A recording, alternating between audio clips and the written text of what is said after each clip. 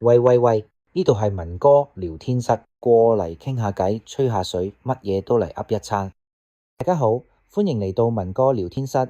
今日嘅話題係藍牙耳機對身體有冇害？呢個問題其實好多人都關心，特別係而家無線耳機越嚟越普及，幾乎成為咗我哋日常生活嘅一部分。有啲人會擔心長期用藍牙耳機會唔會對健康有壞影響，譬如電磁波、聽覺受損。甚至有啲人會諗，會唔會成日戴住耳機好唔舒服，又或者對私隱存在風險？如果鍾意呢集內容，記得訂閱、點讚同埋分享俾你身邊嘅朋友。事不宜遲，我即刻同大家討論一下呢個話題。首先，我哋講下最多人關心嘅問題：電磁波。其實呢樣嘢係咪真係咁恐怖呢？根據現時嘅科學研究，藍牙耳機用嘅係一種低功率無線技術，好似 Bluetooth LE 咁。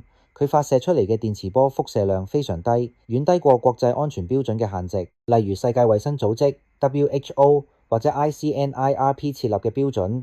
你可以咁理解，藍牙耳機嘅輻射量其實只係手機嘅幾1%，甚至1/1000。所以如果你擔心電磁波嘅問題，藍牙耳機係比直接用手機喺耳邊通話更加安全，因為藍牙耳機遠離咗你嘅頭部，減少咗腦袋直接接觸電磁波嘅時間。呢樣反而係一個潛在嘅好處，但有啲人可能會話，雖然電磁波低，但係長時間使用會唔會累積影響呢？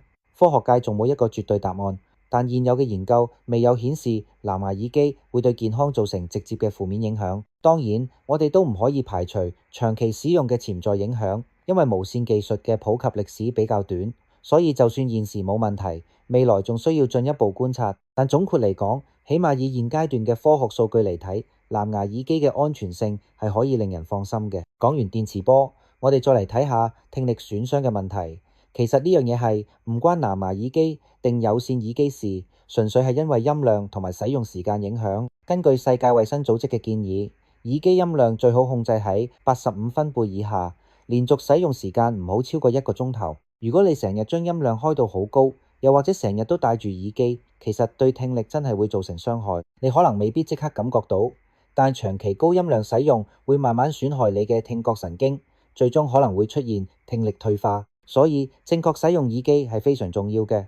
無論你用緊咩品牌或者型號嘅耳機，都要注意音量同埋時長。開放式耳機，例如骨傳導耳機或者耳夾式耳機，其實有個好處就係唔需要深入耳道，耳仔嘅壓迫感會少啲，仲可以讓環境音進入，你唔需要開到好大聲都聽得到清楚。呢啲設計對於戶外跑步或者長時間使用嘅人嚟講係一個唔錯嘅選擇。另外，我哋都要提下佩戴耳機嘅舒適度同埋其他物理影響。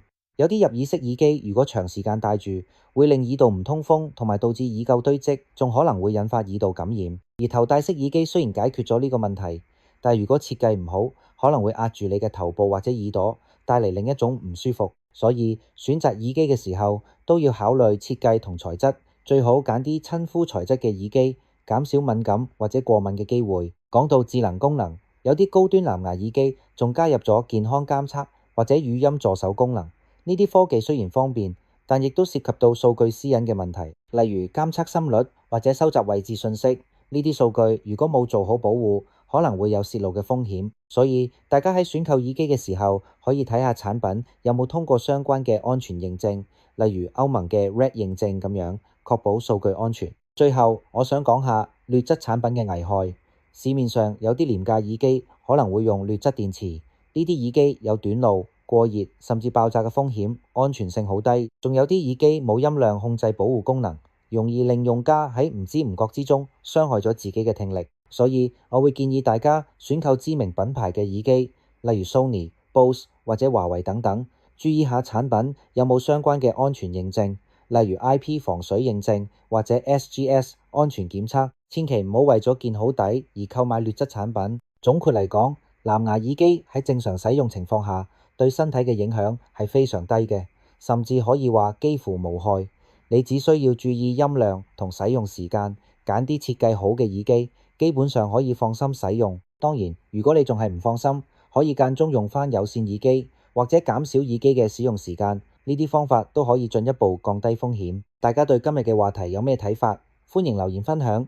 如果你覺得呢集內容有幫助，記得訂閱文哥聊天室，點讚同埋分享俾你嘅朋友。我哋下次再見，拜拜。好啦，又到咗片尾。如果鍾意今集內容，記住按 like 支持下，順手分享出去。仲未 follow 我哋 channel 嘅兄弟姊妹，快啲訂閱同埋按個鐘仔。你哋每個支持都係我繼續拍片嘅動力。下次再同大家吹水，拜拜。